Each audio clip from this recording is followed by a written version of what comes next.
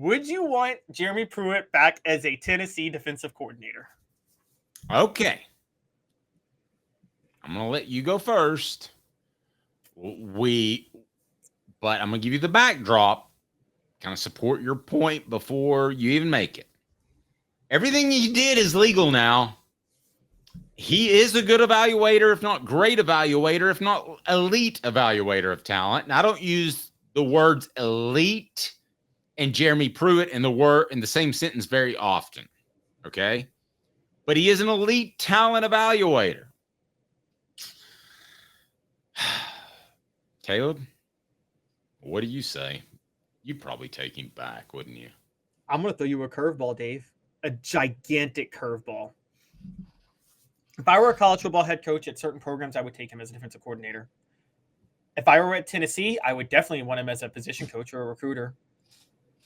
I don't want him as my defensive coordinator at Tennessee, specifically when I have Josh Heupel as my head coach. But that's not no. I don't want to get into the minutia of football. I mean, just the point of taking him as a character. I see where you're going. Yes, I would take him on my team. I'd take him as a coach on my team tomorrow.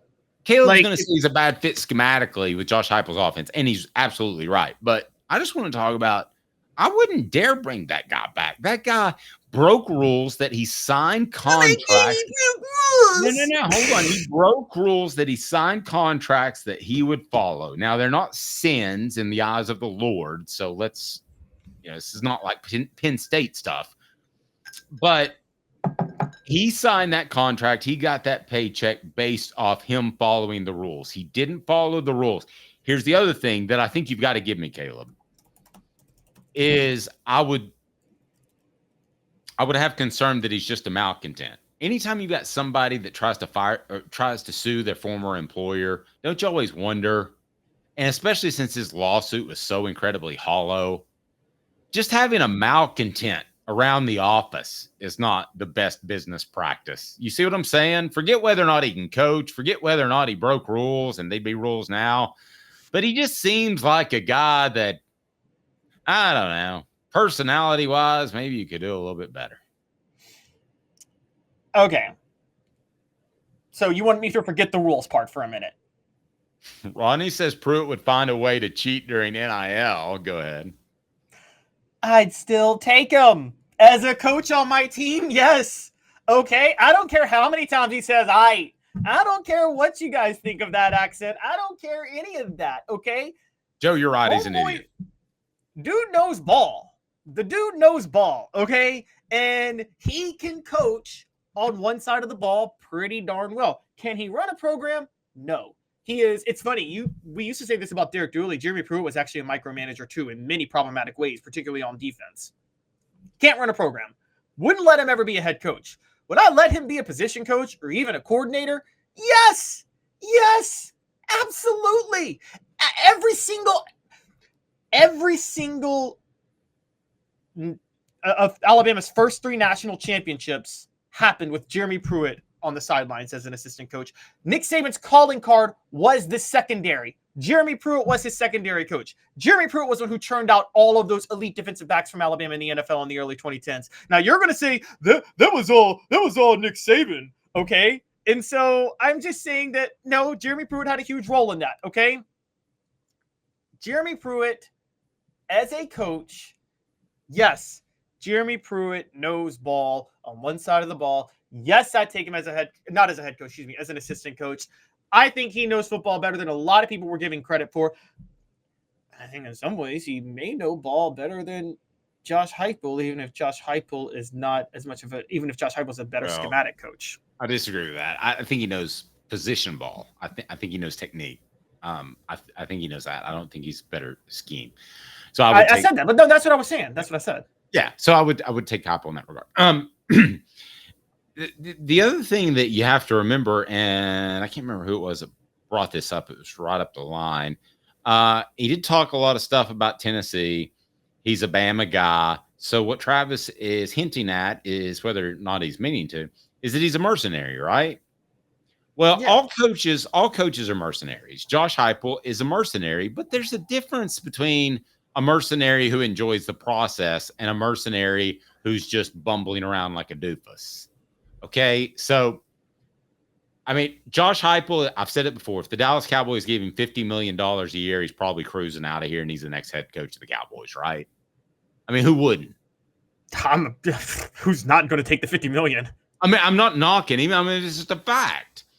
Coaches are by and large mercenaries. I think Tennessee is in a very unique position in which they have a guy that genuinely wants to be here. And I think the same may be true for Tim Banks.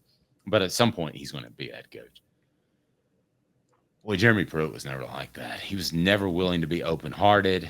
I guarantee you, if they told him that he had to pay a buyout clause to be the head coach at Tennessee or at Alabama when Nick Saban retired and up and leave Tennessee in a heartbeat, he'd do it for less money.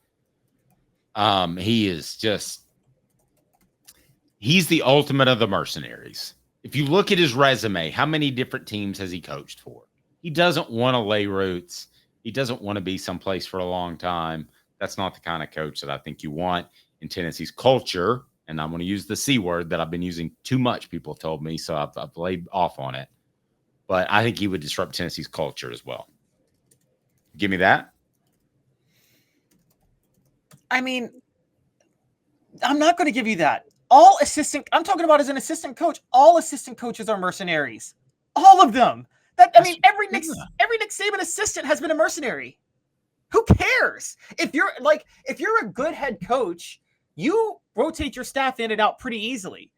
This isn't, most coaches, and this is the truth, it's not like the Fulmer years, guys. You don't build a staff that you expect to be with you for 20 years that will never go for promotional roles. By the way, that was Johnny Majors' problem. I can go back in history. I can tell you this. Johnny Majors expected sheer loyalty from his staff no matter what, and for them not to look for better opportunities because he felt that they owed it to him to work under him. And I'm sure you know about that, Dave, right?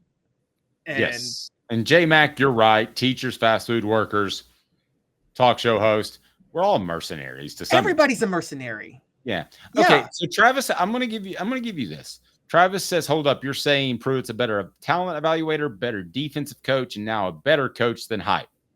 That is such a strong man. I never said he's a better coach schematically than Josh Heupel. Okay. I didn't. You can throw that out the window. I never came close to saying that. You were borderline. No, I said Jeremy Pruitt. I didn't even say he's better at development of talent. Okay. I said he's a better talent evaluator. I said he's a better talent evaluator and a better defensive position coach than Josh Heupel would be because Josh Heupel's not a defensive position coach. Okay. So Travis says he's a loser who has only won on loaded teams. Hold on. But fair enough. But he helped develop a lot of those players. And by the way, Tennessee's legendary 2022 season where they went 11-2 and finished in the top 6. Let me just name their all SEC guys real quick. Hendon Hooker, Jalen Hyatt, Darnell Wright, Byron Young. Guess who signed all 4 of those players? Jeez, I'm trying to remember his name. What was his name? It was Pruitt. Let me ask you this. If Pruitt comes back to college football, which I think he eventually will when the show cause is over, how will he be viewed? I mean, will he even get the sort of opportunities like at a Tennessee? I mean, let's face it, guys. Tennessee drove him through the mud pretty good. I don't know that he's going to get a solid job anywhere else. I think he'll be someplace I think he'll be someplace 2 or 3 years, small, and then they'll finally say, all right, you've served your penance. You can get a real job. And by a real job, I only mean like a, mid-level SEC job, mid-level Big Ten job. What's hurting Pruitt and here's where he's different from the coaches I'm about to name. He hasn't had the level of success on the field as a head coach. However, Arkansas just hired back Bobby Petrino as offensive coordinator, who was fired in disgrace and then got fired by Louisville because he couldn't win on the field, and then just was Jimbo Fisher's offensive coordinator and got Jimbo Fisher fired. It ain't like Bobby Petrino has had some track record of success on the field in the last 10 years, Dave. And Arkansas just brought him back after he was fired by Arkansas for some really shady stuff. We know that. Hugh Freeze is the biggest snake in maybe college football history, okay? And he got hired at Auburn despite being that level of a snake. And so if those 2 coaches can get hired back, I think Pruitt, let's let's be honest, maybe not in the rules of college football, but in the eyes of the Lord, Bobby Petrino and Hugh Freeze behaved way worse than Jeremy Pruitt, right? Well, yeah. But Yes. those are almost two different things. I almost don't like talking about those things. I know that, but like, if you're like, you're really saying I can't touch a guy that was paying some players and it's not even a rule anymore? Look, I'll go even further than you. Beyond Jeremy Pruitt, if we want to just take whoa. Let's make sure you know where I'm coming from. I would have never hired the guys that we're talking about that committed crimes against humanity. Those aren't even on my list. Well, Hugh Freeze and Bobby Petrino didn't commit crimes against humanity. Let's be fair. I think they did. Hugh Freeze has alleged, maybe, but Bobby Petrino cheated on his wife. That's not a crime against humanity. Okay, fair enough. I mean, that's a morally wrong thing to do, but that's not Penn State level crime against humanity.